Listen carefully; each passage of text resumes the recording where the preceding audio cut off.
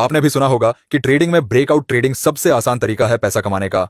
पर क्या आपके साथ भी ऐसा हुआ है कि लाइन टूटी, आपने ट्रेड लिया और अगली ही कैंडल में पैसा डूब गया? अगर हाँ, तो यकीन मानिए आप अकेले नहीं हैं।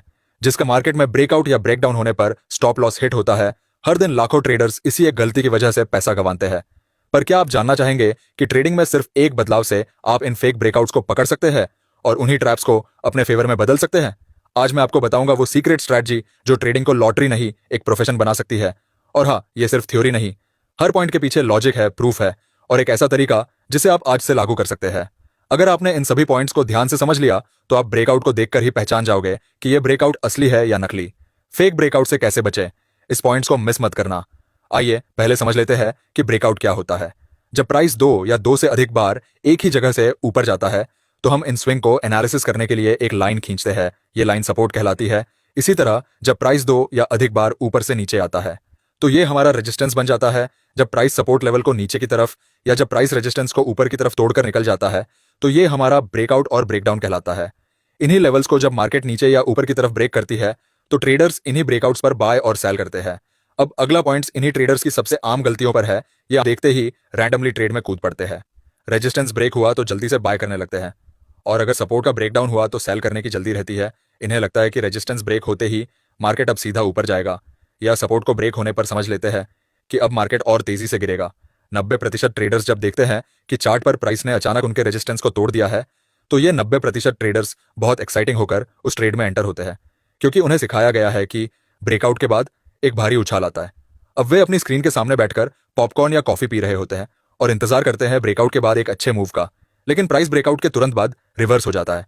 अब आप सोचते हैं, अरे ये कैसे हुआ? क्योंकि आपको पता ही नहीं था कि ये एक झूठा ब्रेकआउट था। इसका नतीजा पोर्टफोलियो लाल, कंफ्यूजन और फ्रस्ट्रेशन, निराशा, कुल मिलाकर पूरा ट्रेड एक अच्छा खासा लॉस देकर गया। लेकिन आप निराश मत होइए, अगला पॉइंट है ब्रेकआउट को सही से ट्रेड कैसे करना है। क्योंकि मैं आपको एक ऐसा सीक्रेट बताने जा रहा हूं जिससे आपके साथ ये दोबारा नहीं होगा। तो देखिए, ब्रेकआउट को सही से ट्रेड करने के लिए आपको इन 3 चीजों को समझना होगा: सेटअप, कंफर्मेशन और फिर एंट्री। ब्रेकआउट कभी अचानक नहीं होते, वो एक कहानी सुनाते हैं, चार्ट पर सपोर्ट, रेजिस्टेंस, वॉल्यूम की भाषा में। अगर आप चार्ट को ध्यान से देखें तो पहले वो एक रेंज में ट्रेड कर रहा होता है, जैसे कोई उबलता पानी जो फटने से पहले शांत रहता है। ब्रेकआउट तभी मायने रखता है जब प्राइस उस रेंज को पूरी ताकत से तोड़ता है, और वो ताकत आती है जब ब्रेकआउट एक हाई वॉल्यूम कैंडल से हो। ब्रेकआउट कॉन्फर्मेशन क्या है? ब्रेकआउट देखा लेकिन कॉन्फर्मेशन नहीं किया तो वो फॉल्स ब्रेकआउट बन सकता है। इसके लिए आपको ब्रेकआउट को कंफर्म करना जरूरी हो जाता है। वो कैसे? जब कैंडल लेवल के ऊपर क्लोज हो चुकी हो। याद रखें, अगर कैंडल सिर्फ लाइन को छूकर विक लाइन के ऊपर छोड़ती है तो वो फेक ब्रेकआउट हो सकता है, क्योंकि उस कैंडल ने रिजेक्शन दिखाया है। अगर वॉल्यूम में स्पाइक दिखे, अगली 1 से 2 कैंडल उसी दिशा में जाए। ब्रेकआउट की असली ताकत उसके पीछे की वॉल्यूम और मार्केट साइकोलॉजी में होती है, ना कि सिर्फ एक लाइन के ऊपर जाने में। अब एंट्री का वक्त है, लेकिन याद रखो, स्टॉप लॉस कहाँ है, टारगेट क्या है, रिस्क कितना ले रहे हो। ट्रेडर वो नहीं जो बस गुस्से और भाग्य के भरोसे बैठ गया। ट्रेडर वो है जो एक सोल्जर की तरह अपनी स्ट्रेटजी के साथ मैदान में उतरा। अब जब भी मैं कोई ब्रेकआउट देखता हूं तो एक बात खुद से जरूर पूछता हूं, क्या ये सेटअप है या सिर्फ एक ट्रैप?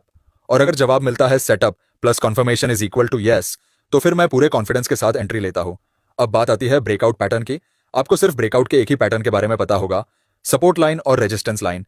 इस ब्रेकआउट पैटर्न को रेक्टेंगल ब्रेकआउट पैटर्न बोलते हैं, लेकिन क्या आपको पता है इसके अलावा भी wedge pattern, flag pattern, triangle pattern और पेनेंट पैटर्न, इन सभी पैटर्न को भी ब्रेकआउट और ब्रेकडाउन के बेसिस पर ट्रेड किया जाता है। ध्यान रहे, पैटर्न की एग्जैक्ट शेप नहीं बल्कि उनके की सपोर्ट और रेजिस्टेंस लेवल जरूरी है।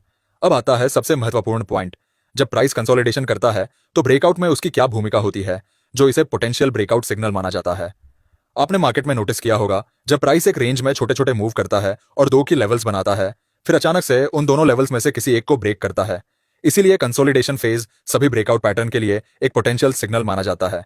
तो जब भी आप चार्ट पर प्राइस को कंसोलिडेशन करता देखें तो आप तैयार हो सकते हैं एक पोटेंशियल ब्रेकआउट सिग्नल के लिए, जिससे आप ब्रेकआउट को पकड़कर अच्छा प्रॉफिट बना सकते हैं।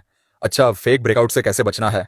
आपको सिर्फ लेवल्स को ब्रेक होते ही ट्रेड नहीं लेना है। मेरे पास कई सारे ट्रेडर्स कमेंट करते हैं और मैंने उन सबकी एक कॉमन गलती देखी है, जो कि वे सब ब्रेकआउट के टूटते ही ट्रेड में एंटर हो जाते हैं, जैसे मार्केट उन्हें दोबारा मौका ही नहीं देगी। लेकिन आपको यह गलती नहीं करनी है। पहले ब्रेकआउट को ध्यान से देखो, कितनी बड़ी कैंडल से ब्रेकआउट हुआ है।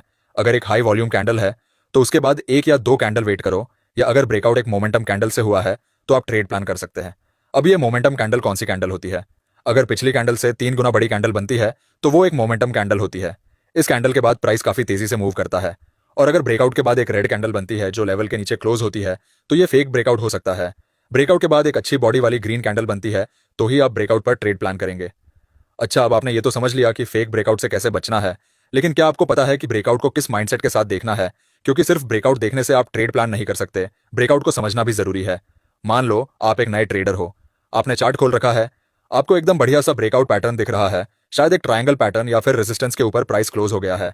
अब आप सोचते हो बस यही मौका है, अभी एंट्री लूंगा और प्रॉफिट बना लूंगा।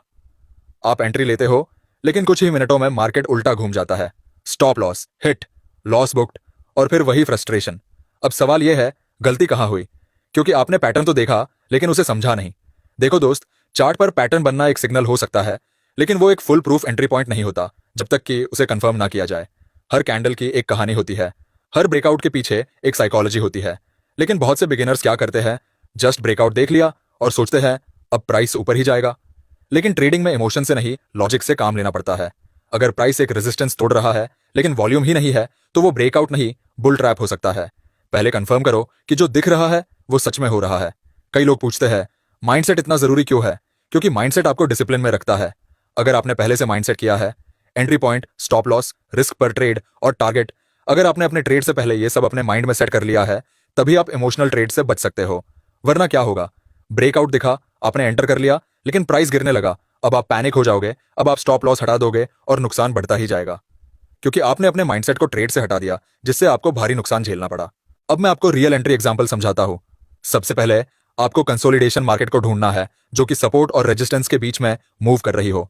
उसके बाद आपको वेट करना है दोनों में से किसी एक लेवल के टूटने का। अगर प्राइस ने रेजिस्टेंस को ब्रेक किया मगर रेजिस्टेंस मोमेंटम कैंडल से ब्रेक नहीं हुआ तो आपको वेट करना है। अब आपको ब्रेकआउट वाली कैंडल से अगली वाली कैंडल को देखना है। अगर दूसरी कैंडल भी कमजोर बनी है, अब आपको फिर इंतजार करना है तीसरी कैंडल की क्लोजिंग का। अगर तीसरी कैंडल एक अच्छी बॉडी के साथ बनती है तो अब आप एंट्री ले सकते हैं, क्योंकि तीसरी ग्रीन कैंडल मोमेंटम कंफर्मेशन हो सकती है। अब आपने पेशेंस के साथ ब्रेकआउट में एंट्री ले ली है।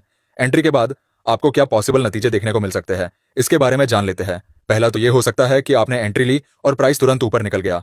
दूसरा ये कि आपने एंट्री ली और प्राइस दोबारा रेजिस्टेंस तक वापस आया और फिर रेजिस्टेंस से बाउंस बैक करे।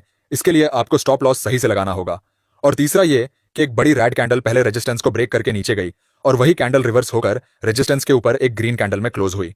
इसका मतलब स्मार्ट मनी ने मार्केट को रिटेस्ट किया रिटेल ट्रेडर्स की लिक्विडिटी स्विप करने के लिए, और वे मार्केट को ऊपर ले गए।